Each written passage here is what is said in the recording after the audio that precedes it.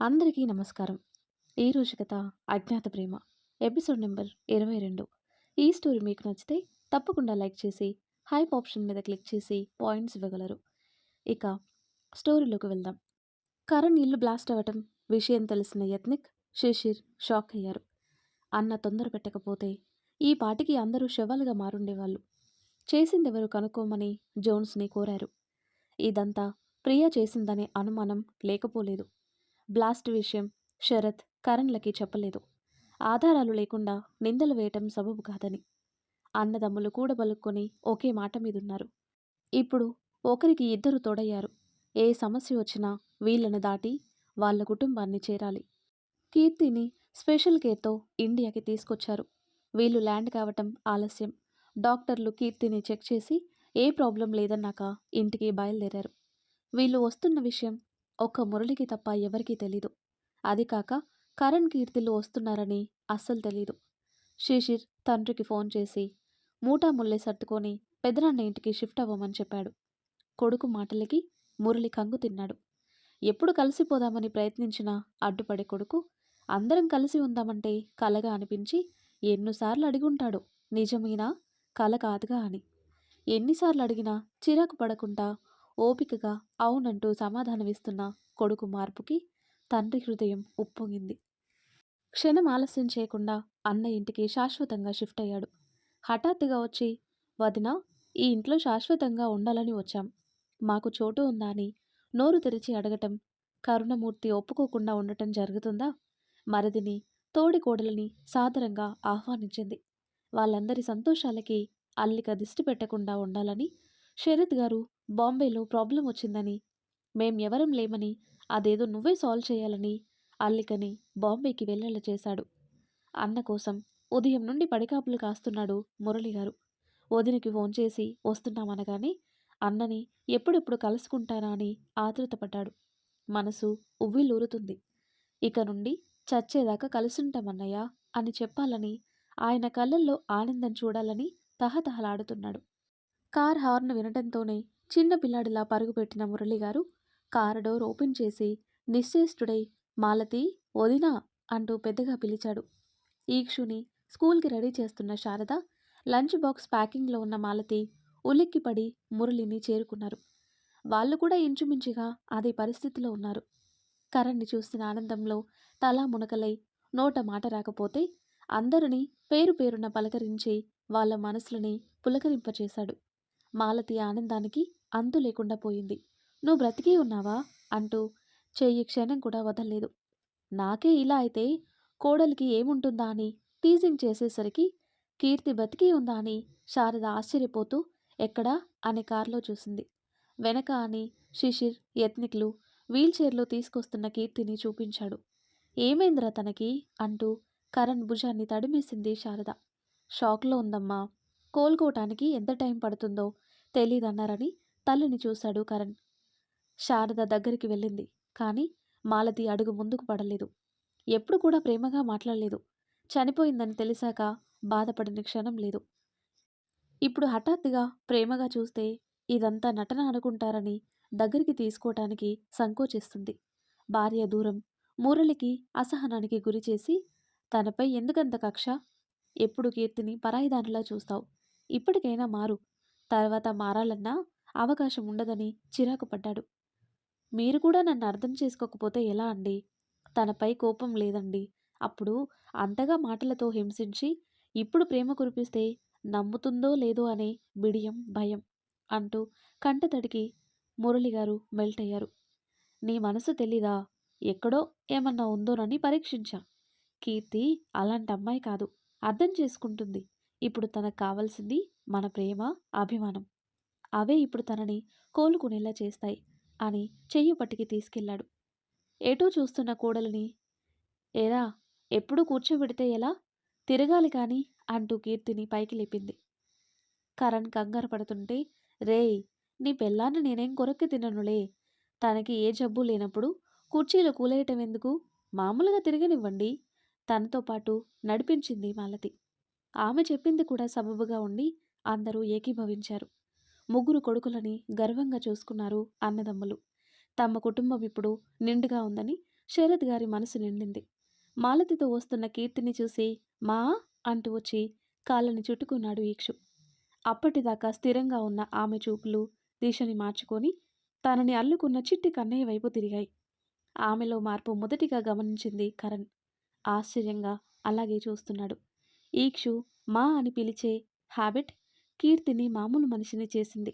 మా మా అని ఇంకా తనని ఎత్తుకోలేదని ఈక్షు పిలుస్తూనే ఉన్నాడు. ఆ పిలుపు ఆమెలో చలనం కదిలించింది. అమాంతంగా ఎత్తుకునేసరికి అందరూ షాక్కు గురయ్యారు.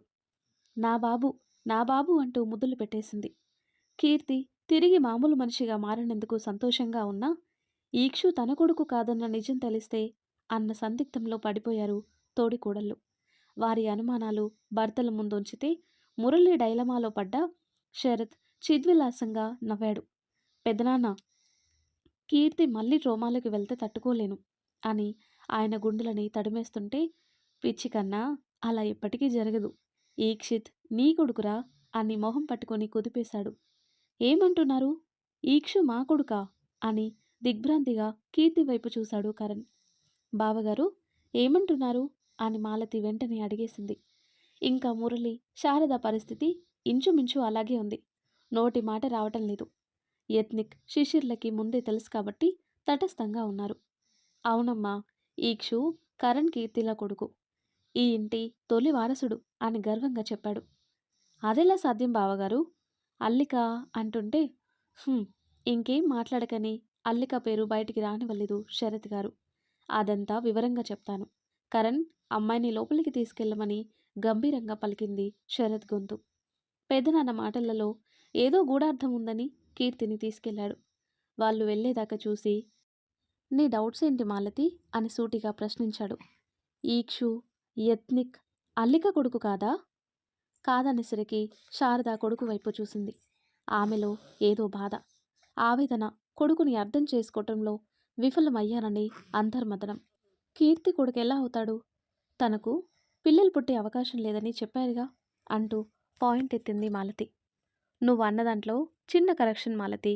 డాక్టర్లు పిల్లలు పుట్టరని చెప్పలేదు, ఆమె గర్భంలో నిలవరని చెప్పారు. ఏదైనా ఒకటే కదా, 2 సార్లు జరిగిందిగా. గర్భం వచ్చిన 2 సార్లు నిలవలేదుగా అంది. అది నిజమే, కానీ బిడ్డను మోసే శారీరక స్థితి లేకపోయినా ఆ బిడ్డని ఆరోగ్యకరమైన స్త్రీ గర్భంలో ప్రవేశపెడితే ఊపిరి పోసుకుని బ్రతుకుతుంది. అలా పుట్టిన బిడ్డే మన ఈక్షు. అంటే అల్లిక వాడిని కందా? తను కాదు, ఎవరో తెలీదు. ఆ మాటకు శారద కుప్పకూలింది. అల్లిక చెప్పిన మాటలన్నీ గుర్తుకొచ్చి తనపై తనకి విరక్తి కలిగింది. కొడుకు అప్పటికీ చెప్తూనే ఉన్నాడు తనతో ఏ సంబంధమూ లేదని. వినకుండా ఎంత మొండిగా ప్రవర్తించిందో గుర్తుకొచ్చి కుషించుకుపోయింది. తల్లి ఏ పరిస్థితిలో ఉందో అర్థమై మా అంటూ అక్కున చేర్చుకున్నాడు యత్నిక్. కొడుకు పిలుపు సంవత్సరాల తర్వాత విని నమ్మలేక నాతో మాట్లాడుతున్నావా, నన్ను క్షమించావా అంటూ ఉద్వేగానికి గురైంది. మా మా అంటూ గట్టిగా హత్తుకున్నాడు. శారద ఏడుస్తూనే నిజం తెలియక దాని మాటలు నమ్మి నీ జీవితం నాశనం చేశాన్రా అంటూ పొగిలి పొగిలి ఏడ్చింది. అందులో నీ తప్పులేదు. తన మాటల మాయలో పడి ఈక్షుని వదులుకోలేక తప్పుడు నిర్ణయం తీసుకున్నావు అంతే. అంతేనా? మీ ఇద్దరికీ ముడిపెట్టాను. నువ్వెంత నరకం అనుభవించి ఉంటావు. ఇష్టం లేని బంధంలో ఉండాలంటే ఈ విషయంలో నువ్వు బాధపడాల్సిన అవసరం లేదు. అల్లిక నా భార్య కాదు, ఈ ఇంటికి కోడలు కాదు అని కళ్ళు తుడిచాడు. తల్లి గుండెలో కొడుకు జీవితాన్ని చేతులారా నాశనం చేశాననే అపరాధ భావాన్ని కొంతలో కొంత తగ్గించాడు. కొడుకు చెప్పింది ఎంతవరకు నిజమో తెలియక ఇంకేదో అడిగింతలో నోటిపై వేలు పెట్టి ఇంకేం అడగకుమా, అన్నీ నిదానంగా తెలుస్తాయి. మనసులో దిగులు, భయం, బాధ ఏవీ పెట్టుకోకుండా ప్రశాంతంగా అన్న వదినలా తిరిగి వచ్చిన సంతోషాన్ని, బాబాయ్ వాళ్ళు మనతోనే ఉంటారన్న ఆనందాన్ని సెలబ్రేట్ చేసుకోవాలని ఇద్దరి తల్లుల మనసులని తేలికపరిచాడు యత్నిక్. ఎంత మోసం చేసిందిరా అది, దానిని ఊరికే వదలనని మాలతి ఆవేశపడుతుంటే పిన్ని తనొచ్చాక చూద్దాం, తనపై కోపంతో మన సంతోషాన్ని దూరం చేసుకోవాలా అంటూ పరిగెడుతూ వస్తున్న ఈక్షుని వెనుకనే కంగారుగా వస్తున్న అన్న వదినలని చూపించాడు. నిజమేరా, కళ్ళ ముందున్న సంతోషాలని కాలదన్ని లేని వాటి కోసం పాగులాట, వృధా ప్రయాస అని కొడుకు మాటలని సమర్థించింది మాలతి. ఈక్షు డాడా డాడా అంటూ యత్నిక్ దగ్గరికి రాగానే జంప్ చేసి ఎత్తుకొని ఏంటి కన్నా అన్నాడు. డాడా ఈ కొత్త మనిషి ఎవరు అని కరణ్ వైపు చూపించాడు. ఒక్క మాటతో కరణ్ గుండె కలుక్కుమంది. అది చూసి కీర్తి అయోమయంలో పడింది. బాబు ఎవరు? నేనెందుకు ఇంత అఫెక్షన్ పెంచుకుంటున్నా? అమ్మ అని పిలిచినందుక? ఏంటో మరి ఏం అర్థం కావటం లేదు. తల తిరిగిపోతుంది. కళ్ళ ముందు కరణ్ రక్తపు మడుగులో పడుండటం మాత్రమే గుర్తుంది. ఆ తర్వాత ఏం జరిగిందో ఏంటో. ఇండియాలో ఉండటం ఏం అర్థం కాక తల పట్టుకుంది కీర్తి. తను మీ నాన్న, తను మీ అమ్మ అంటూ కీర్తి కరణ్ల దగ్గరికి వెళ్ళాడు యత్నిక్. ఏం మాట్లాడుతున్నావు యత్నిక్? ఏదో ఎమోషనల్లో బాబు మా అని పిలిచేసరికి అన్నీ మర్చిపోయి కాసేపు నా బిడ్డ అనుకున్నా. అంత మాత్రాన నా బిడ్డ అయిపోతాడా? నా పరిస్థితి నాకు తెలుసు కదా అని దుఃఖాన్ని దిగమింగాలని ప్రయత్నించింది కీర్తి. వదిన ట్రస్ట్ మీ, ఈక్షు మీ బిడ్డే. అదెలాగో నిదానంగా తెలుస్తుంది. మీరు కొంచెం ఓపిక పట్టాలి అని ఈక్షుని కీర్తికి ఇవ్వబోతే కరణ్ తీసుకున్నాడు. నాన్న నాన్న అని మోహన్ తడిమేశాడు. ఆ పిలుపుకి కరణ్ ఈక్షుని గుండెలకి హత్తుకున్నాడు. ఇంకా అయోమయంలో ఉన్న కీర్తితో వదిన ఏ అనుమానాలు అపోహలు పెట్టుకోకు. ఈక్షు మీ బిడ్డ అనేది పచ్చి నిజమని శిశిర్ ఒత్తి పలికాడు. శిశిర్ మాటతో డోలాయమానంలో ఉన్న మనసు కుదురుకొని ఈక్షు వెన్ను మీద చేయి వేసింది. తన బిడ్డ అనే భావంతో ఇంకేం ఆలోచించలా. మరుదులిద్దరూ అంత గట్టిగా చెప్తుండే నమ్మకుండా ఎలా ఉంటుంది? కానీ అదెలా సాధ్యం అన్న మీమాంస తప్ప ఇంకేం అనుమానాలు లేవు. నన్ను క్షమిస్తావా కీర్తి? నిన్ను మాటలతో చిత్రహింసలు పెట్టాను, చాలా ఇబ్బంది పెట్టానని దగ్గరికొచ్చి చేతులు పట్టుకుంది మాలతి. అవేం మాటలత్తయ్య, మీరు పెద్దవారు. ఒక మాట మీరు అనకూడదా? నేను పడకూడదా? మీరేమన్నారో కూడా గుర్తుకులేదు అని కీర్తి మనసులో ఏ కల్మిషం పెట్టుకోకుండా క్షమించేసింది. అందరూ ఒకచోట చూసి యత్ని గుండెల్లో భారమంతా దిగినట్లుగా హాయిగా ఊపిరి పీల్చుకున్నాడు. అంతలోనే భార్యామణి గుర్తొచ్చి ఈ సందడిలో పడి దీని సంగతే మరిచాను, ఏం చేస్తుందో రాక్షసి అనుకుంటూ కాల్ చేశాడు. పోయి అసురు కాల్ లిఫ్ట్ చేస్తుందా? అంతకు ముందంటే ఓనర్ నెంబర్ అని లిఫ్ట్ చేసేది. అతనిది అని తెలిసాక అసలు లిఫ్ట్ చేస్తుందా? చూసినా కూడా కట్ చేస్తుంది. దీనికి గోరోజనం ఎక్కువైంది, తగ్గించాలి అనుకుంటూ ఇంకెవరికో కాల్ చేస్తుంటే శిశిర్ వచ్చి ఐ వింక్ చేశాడు. దాంతో కాల్ ఆపేసి ఏంటని నొసలు ముడివేశాడు. ఎవరికోసమో ఈ టెన్షన్ అని కన్నింగ్ స్మైల్ ఇచ్చాడు. ఎవరు లేదని ఫోన్ దాస్తుంటే లాగేసుకొని డోర్ లాక్ చేసుకున్నాడు శిశిర్. శిశిర్ శిశిర్ ఇవ్వరా అని తలుపులు బాధేశాడు. వీళ్ళ గొడవేంటో తల్లులకి అన్న వదినలకి మురళికి అర్థం కాలేదు, ఒక్క శరత్కి తప్ప. శారద అడిగేంతలో వాళ్ళకేవో ఉంటాయిలే వదిలే, వాళ్ళు చూసుకుంటారు అని భర్త అనటంతో మౌనం దాల్చింది. ఆయన మాటకి ఇంకెవరు వాళ్ళ విషయంలో కలగ చేసుకోలేదు. శిశిర్ తలుపు తీయి, లేకపోతే బద్దలు కొట్టేస్తానని బెదిరించాడు. తీయను తీయనంటూనే ఫోన్ ఓపెన్ చేశాడు శిశిర్. లాక్ ఓపెన్ అయ్యి ఉండటంతో కాల్ హిస్టరీ చెక్ చేశాడు. రీసెంట్గా కాల్ చేసింది ఈవిల్కి. హూ ఈజ్ ఈవిల్ అని థింక్ చేసే లోపల యత్నిక్ లోపలికొచ్చాడు. ఎవరికి ఫోన్ చేశాడో చూడాలనే తొందరలో శిశిర్ డోర్ సరిగ్గా లాక్ చేయలేదు. 4 సార్లు బల ప్రయోగానికే తెరుచుకుంది. ఫోన్ లాక్కుని అన్న చెక్ చేస్తుంటే హూ ఈజ్ ఈవిల్ అని ఐ వింక్ చేశాడు తమ్ముడు. చూసేశావా అని చిరాకు పడ్డాడు. చూడకూడదని అనుకున్నావా? అంతలా గింజుకుంటున్నావంటే ఏదో ఉంది. ఈవిల్ అమ్మాయే కదా అని వేలు చూపిస్తూ అల్లరి చేశాడు శిశిర్. వేలు అలాగే పట్టేసుకొని అవునరా, ఏం చేస్తావు, తను అమ్మాయే. నీ బాబీ కూడా అని చెంప తట్టాడు. బాబీనా అని సాగదీసి అంటూ 32 పళ్ళు బయటికి కనబడేలా నోరు తెరిచేశాడు శిశిర్.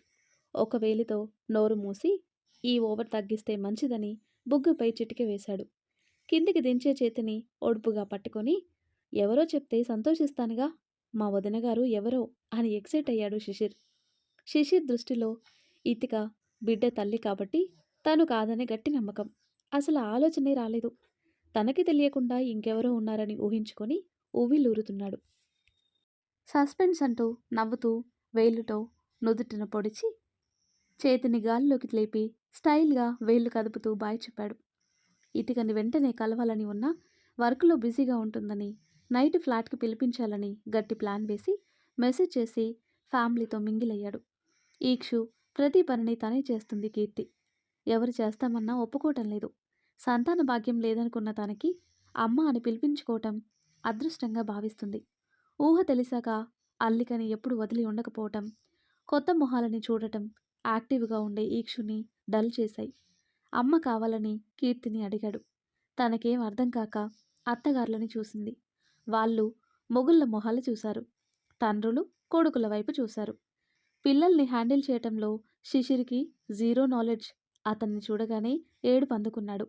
ఒరేయ్, నువ్వు కాస్త దూరంగా ఉండరా, నిన్ను చూస్తేనే పిల్లాడు దడుచుకుంటున్నాడని తల్లి కసిరింపుకు మూతి ముడుచుకొని పెదనాన్న పక్కన సెటిల్ అయ్యాడు శిశిర్. తప్పక యత్నికి వెళ్ళబోతే ఈక్షుని కరం తీసుకున్నాడు. అన్న పూనుకుంటే తనతో పనిలేదని నిశ్చింతగా బాబాయ్ పక్కన చేరాడు ఎత్నిక్. 2 నిమిషాల్లో ఏడుపాపేసి నవ్వులు చిందించాడు ఈక్షు. కరణ్ కబుర్లు చెప్తుంటే కీర్తి కొడుకుకి తినిపిస్తూ తల్లిదండ్రుల్లాగా అంతులేని ఆనందాన్ని అనుభవిస్తున్నారు. వాళ్ళనలా చూస్తూ కుటుంబమంతా ఆనంద పారవశ్యంలో తేలియాడారు.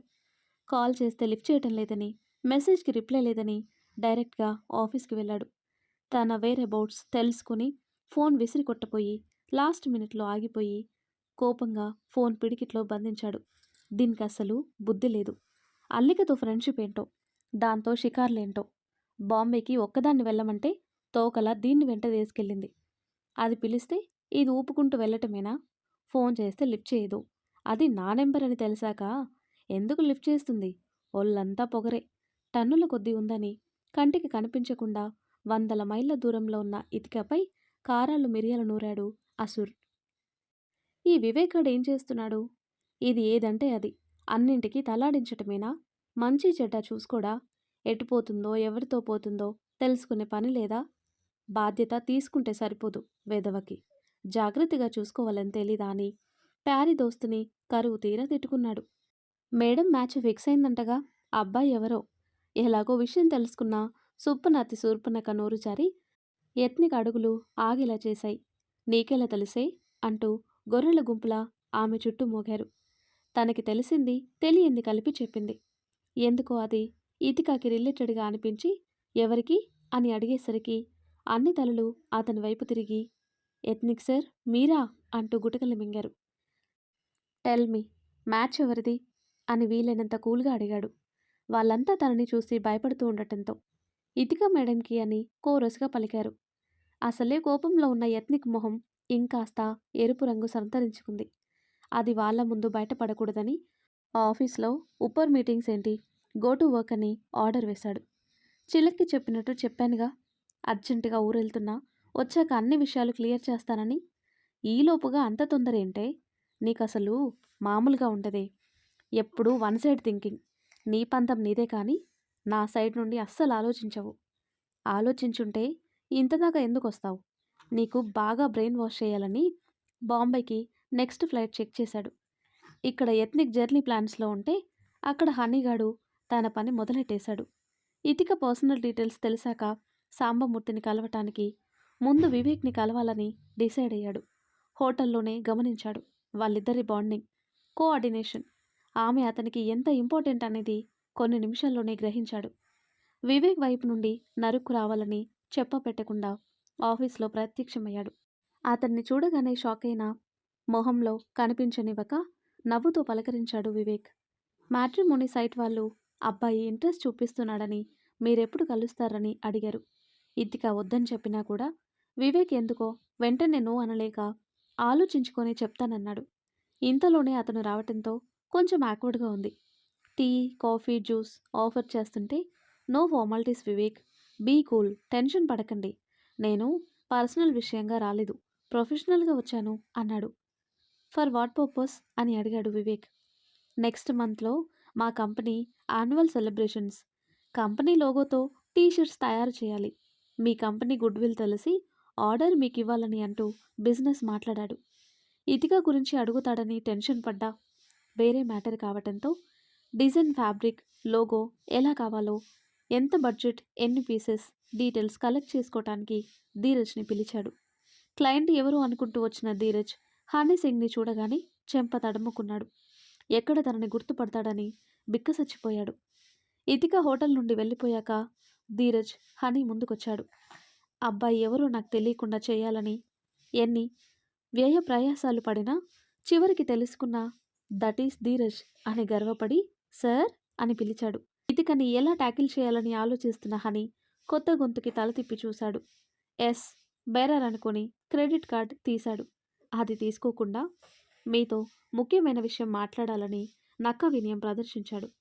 బేరర్వి కాదా అని కార్డ్ వ్యాలెట్లో పెట్టి ఏంటని కూర్చోమని సీట్ చూపించాడు.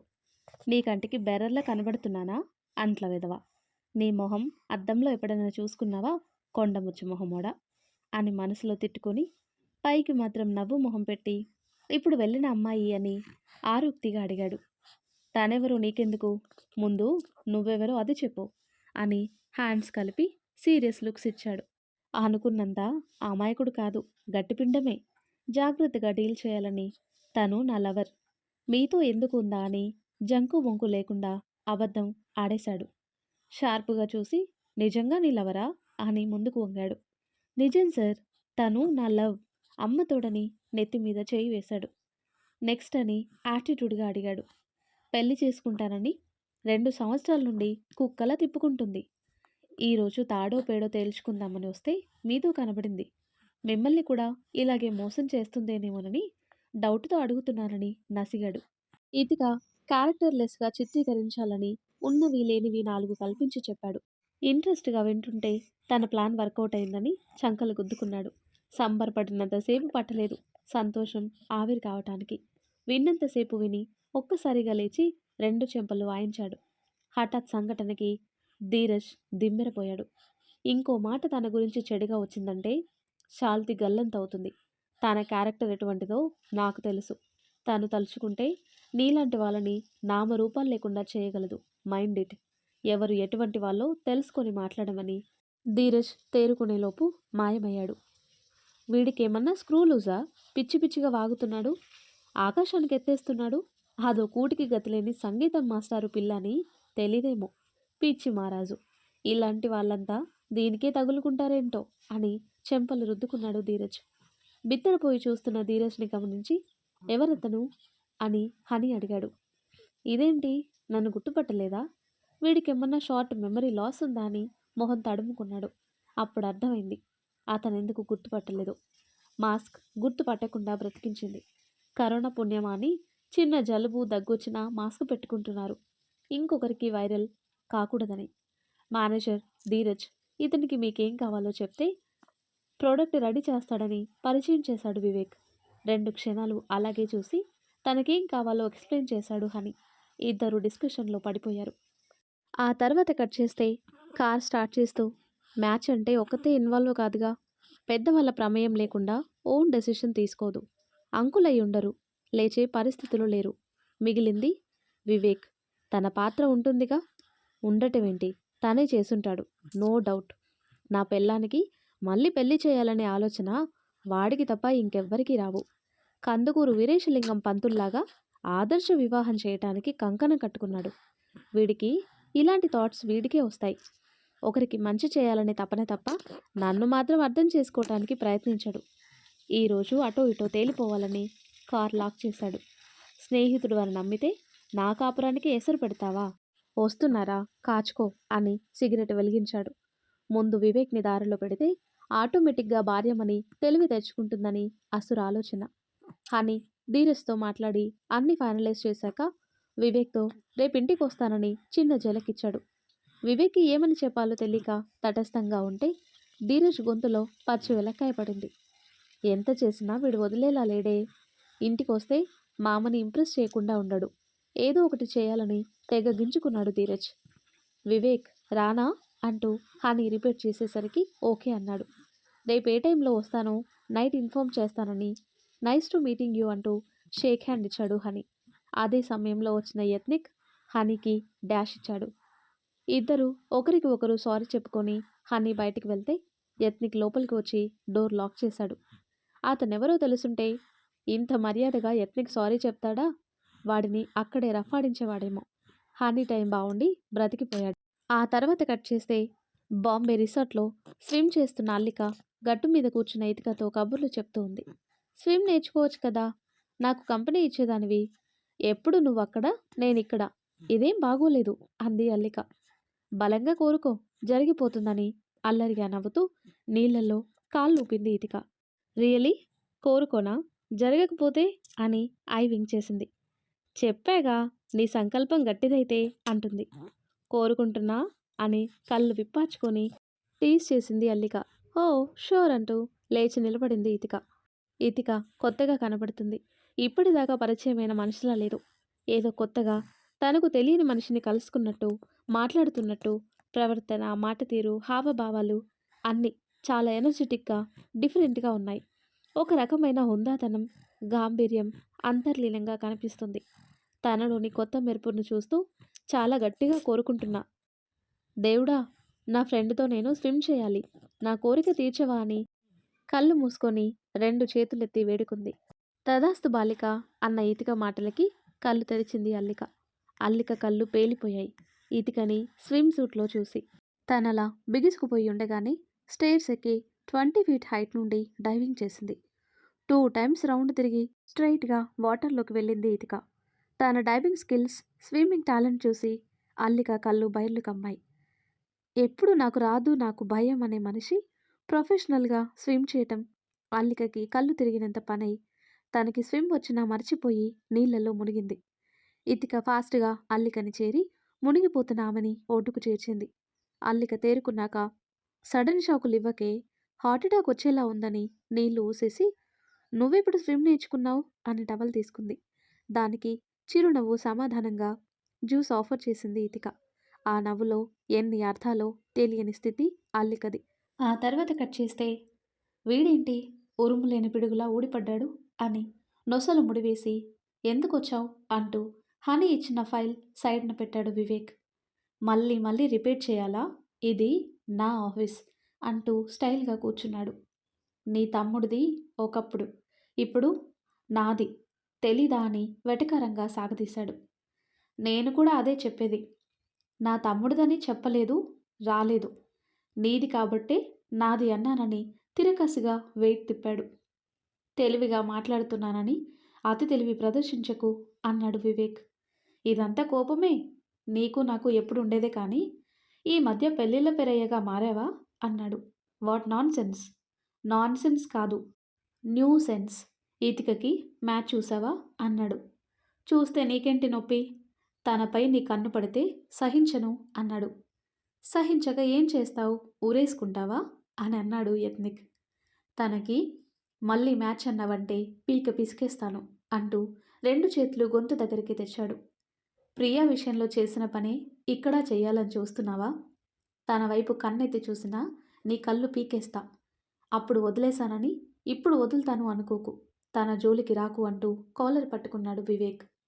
మొదటిసారి వివేక్లో అంత కోపాన్ని, ఆవేశాన్ని చూసి తెల్లబోయిన యత్నిక్ అది క్షణకాలమే. చంపేస్తాను అన్న మాటకు కూడా కోపం రాని యత్నిక్కి, ఆడపిల్లని ఆట వస్తువుగా చూసే నీకు ఆమెని బలి చేయను. ప్రేమ పేరుతో ప్రియాని మోసం చేసి పెళ్ళి అల్లికతో చేసుకొని ఇప్పుడు ఇతిక వెంటపడ్డావు అన్నాడు. అసలు నువ్వు మనిషివేనా? నీలాంటివాడు దేనికి పనికిరాడని వివేక్ అన్న మాటలకి కోపంతో పిటికిలు బిగుసుకొని గొంతు పట్టుకునేలా చేసింది. ఏమన్నావు? నేను ప్లేబాయ్ లాగా కనిపిస్తున్నానా? నా వల్ల నువ్వు సఫర్ అయ్యావన్న ఒకే ఒక్క కారణంతో ఇంతకాలం నన్ను పురుగులా చూసినా సహించాను, భరించాను. ఎప్పటికైనా నిజం తెలుసుకొని దగ్గరవుతావని. నీ కళ్ళు నిజాన్ని చూడలేకపోతున్నాయి. ప్రియపై గుడ్డి నమ్మకంతో ఏం కోల్పోతున్నావో అర్థమవుతుందా? నేను ప్రేమ, పెళ్లితో ఆడుకుంటున్నానా? నా గురించి తెలిసింది ఇంతేనా? అవును, నాకింతే తెలుసు. నాకు తెలిసిన యత్నిక్ నాకు ద్రోహం చేసినప్పుడే చచ్చిపోయాడు. ఇప్పుడున్న మనిషి మోసగాడు, పచ్చి మోసగాడివి. నీలాంటి వాడిని ఎప్పటికీ క్షమించను, తన లైఫ్లోకి రానివ్వను అన్నాడు వివేక్. రేయ్, నువ్వు అవునన్నా కాదన్నా తను నాది, నన్ను చేరకుండా ఆపలేవు అన్నాడు. తను ప్రియ కాదు నీ మాయ మాటలు నమ్మటానికి. జీవితంలో ఒకసారి దెబ్బతిన్న మనిషి నిన్ను నమ్మి మోసపోదు. ఒకవేళ నమ్మినా నేను రానివ్వను. భయపెట్టి బెదిరించి తనకి పెళ్లి చేస్తాను అన్నాడు. ఇదిగో, ఇదే నాకు కోపం తెప్పించేది. మ్యాచ్ చూసావంటేనే చంపేంత కోపం వచ్చినా నిజం నీకు తెలీదు కదా అని ఓపికగా మాట్లాడుతున్నా. అలాంటిది మళ్ళీ పెళ్ళంటావేంట్రా? ఒక్కసారి జరిగింది సరిపోలేదా? అన్నాడు. తనకి సంబంధం చూస్తే నీకేంటి? పెళ్ళంటే ఎందుకంత కోపం? అసలు తనకి పెళ్ళైన విషయం నీకెలా తెలుసు? తన గురించి అంతా తెలుసుకొని కావాలని కోరుకుంటున్నావా? నీకిదేం బుద్ధిరా? అన్నాడు వివేక్. పెళ్ళయ్యి బాబుండగా ఇంకొకరిని కోరుకోవటం చాలా అసహ్యంగా ఉందని మొహం వికారంగా పెట్టేసరికి బుగ్గలు ఒత్తిపట్టి మూసేయ్ ఆ నోరు. ఇంకో మాట మాట్లాడవంటే నాలుక చీరేస్తా అనే కోపాన్నంతా కళ్ళల్లోకి తెప్పించాడు యత్నిక్. దౌర్జన్యం చేస్తే నిజం అబద్ధం అవుతుందా అని అతి కష్టంగా పలికాడు వివేక్. నీకు తెలిసింది తక్కువ, చూసింది ఊహించుకుంది ఎక్కువ అని కాలర్ సరిచేసి నాకు పెళ్ళైందని ఎలా తెలుసు? మీడియాలో చూసావా? నెట్లో సెర్చ్ చేసావా? ఎవరన్నా చెప్పారా? బుర్రకు పదును పెట్టి అతి కష్టంగా గుర్తు చేసుకున్నాడు. మీడియాలో కవరేజ్ లేదు, నెట్లో పర్సనల్ డీటెయిల్స్ లేవు, మరి ఎలా తెలిసిందని నొసలు ముడివేసి వేలితో రుద్దుకుంటూ శిశిర్ చెప్పాడని కళ్ళు తెరిచాడు. వాడు చెప్తే నమ్మేస్తావా? వాడికి నాకు క్లాషెస్ ఉన్నాయని తెలుసుగా, మరి వాడు చెప్పింది గుడ్డిగా నమ్ముతావా అని సూటిగా ప్రశ్నించాడు. ఇదేనా నాపై ఉన్న నమ్మకం అన్నట్టు ప్రశ్నిస్తున్నట్టు ఉన్న కళ్ళని చూసి అయోమయంలో పడ్డాడు వివేక్. సందిగ్ధంలోనే తను నీ భార్య కాదా? మరి నీ పెళ్ళి, బాబు అదంతా ఫేక్నా అని కళ్ళు చికిలించాడు. నువ్వు విన్నది ఫేక్, అదంతా అబద్ధం. అది అబద్ధమైతే నిజమేంటి అని అడిగాడు వివేక్. నిజం ఇంకోటుంది, నాకు పెళ్ళయింది, కానీ అల్లికతో కాదు. అంతటి అదృష్టం ఎవరికి కలిగిందో అన్నాడు వివేక్. ఇంకెవరో అయితే నీ దగ్గరికి ఎందుకు వస్తాను అన్నాడు యత్నిక్. అంటే అని కళ్ళు చిన్నవి చేశాడు. నీ ఫ్రెండ్ మాస్టర్ కూతురు ఇతిక అని చెంప తడిమి కుర్చీ లాక్కొని కూర్చున్నాడు. ఇతిక పేరు వినగానే కళ్ళ ముందు రకరకాల చిత్రాలు వరుసగా కదిలాయి. ఇతిక యత్నిక్ భార్య అయితే డైవర్స్ తీసుకుంది తనతోనా అనుకోగానే ఆశ్చర్యం స్థానంలో ఆవేశం తన్నుకొచ్చి అన్లక్కీ ఫెలోవి నువ్వా అంటూ కళ్ళింతవి చేసుకున్నాడు. అలా అనుకుంటున్నావా? తప్పులేదులే, తన పాయింట్ ఆఫ్ వ్యూలో నేను చీటర్ని, అదే నీకు చెప్పుంటుంది అన్నాడు. తనేం చెప్పినా డైవర్స్ ఇవ్వటం నిజమే కదా అన్నాడు వివేక్. అబద్ధం అని చెప్పను, సిచ్యువేషన్ అలా వచ్చింది అన్నాడు. ఏంట్రా అది? ఎన్ని సమస్యలు వచ్చినా విడిపోతారా? నేను నమ్మను. నీకు నచ్చక అవసరం తీర్చుకొని వదిలించుకున్నావు అంతేగా అన్నాడు వివేక్. ఇంకో మాట రానివ్వకు అని ఆవేశంగా వేలు చూపించాడు యత్నిక్. వస్తే ఏం చేస్తావు? ఒక్క వాలిడ్ రీజన్ చెప్పు, చూస్తా అని గుండెలపై చెయ్యి వేస్తూ వెనక్కి వెనక్కి నెట్టాడు వివేక్. నాలుగోసారి వెనక్కి జరగకుండా వివేక్ చెయ్యి పట్టుకొని నేను డైవర్స్ ఇవ్వకపోతే అన్న వదినల ప్రాణాలు పోయేవని గొంతు చించుకొని అరిచాడు. ఏదో రీజన్ చెప్తాడని అనుకుంటే డెత్ అనటంతో కొయ్యబారాడు వివేక్.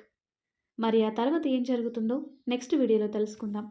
ఎంతో ఇంట్రెస్టింగ్గా ఉండే ఈ స్టోరీ నెక్స్ట్ పార్ట్స్ కోసం ఈ వీడియో లైక్ చేసి అలాగే హైప్ ఆప్షన్ మీద క్లిక్ చేసి పాయింట్స్ ఇవ్వగలరు. Thanks for watching.